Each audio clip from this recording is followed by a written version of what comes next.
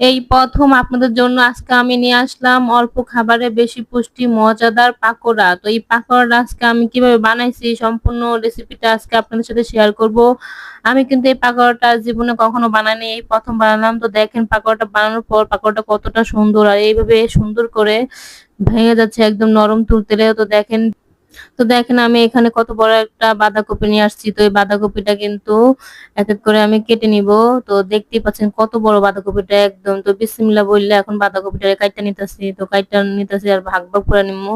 তো ভাগ ভাগ করে নেওয়ার পর তো আস্তে আস্তে করে পিস পিস করে কাইটা নিমু। তো এক এক করে সবগুলা বাঁধাকপি পিস পিস করে কেটে নিচ্ছি। তো ভাগ করে নিলাম, অনেকগুলো হইলো। তো অনেকগুলোর ভিতরে অর্ধেকটা আমি নিয়ে নিলাম। তো এই বাঁধাকপিটা কিন্তু অনেক বেশি হইব, যদি আমি বেশি করে বানাই তো অনেকটা বেশি হতো। আমি পুরো বাঁধাকপিটা নিয়েছিলাম। তো বাঁধাকপিটা নিয়ে এখন বড়িতে ভালো করে কুচায় একদম কুচি কুচি করে নিছি। তো এইভাবে যদি কুচি কুচি করে বাঁধাকপি বানানো যায়, বাঁধাকপি দিয়ে আমি এবার পাকোড়া বানান, তাহলে কিন্তু খেতে রেসিপিটা অনেক ভালোই লাগে। তো দেখেন সম্পূর্ণ বাঁধাকপিটা কেটে ফেলছি। তো একদম পুরো একটা থালি, মানে পুরো একটা ডালা ভরে গেছে, একদম কি সুন্দর দেখাচ্ছে বাঁধাকপি। আর এই বাঁধাকপিতে কিন্তু আপনারা ইচ্ছে করলে তেঁতুল দিয়ে মাখাও খাইতে পারেন, তাতেও কিন্তু অনেক ভালো লাগে।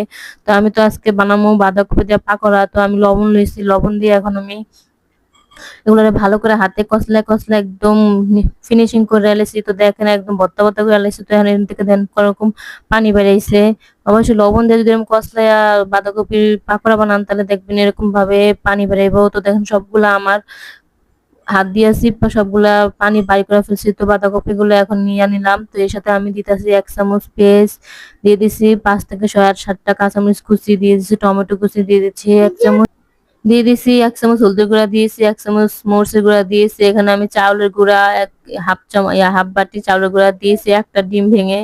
তো ডিম গুলা ভেঙে দিয়ে ভালো করে হাতে এখন কষলা মাখা নিছি। আমি কিন্তু এখানে কোনো রকম পানি মিশাই নাই। তো পানি না মিশাই একদম সুন্দর করে হাতে ভালোভাবে মাখো মাখো মাখো মাখো করে একদম পুরা বাঁধাকপিটা মাইখা নিচ্ছি। তো এখন আমি দিয়ে দিলাম এখানে আরো আদা বাটি আটা। তো আটাটা কিন্তু অবশ্যই দিবেন, তাতে কিন্তু এটা একদম হাতের সাথে লাগবে আর আঠা আঠা হবে, তাতে কিন্তু ভারী লাগবে। তো চালের গুঁড়াটা দিলে আরো ভালো লাগে। তো দুটোটা উপকরণ একসাথে মিশিয়ে দিলে খুবই ভালো লাগবে।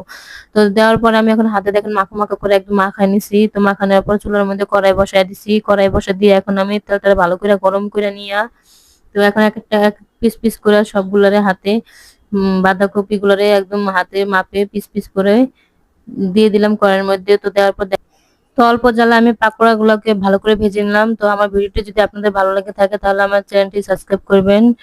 সবাই লাইক কমেন্ট শেয়ার করবেন। সবাই ভালো থাকবেন, সুস্থ থাকবেন। আল্লাহ হাফেজ।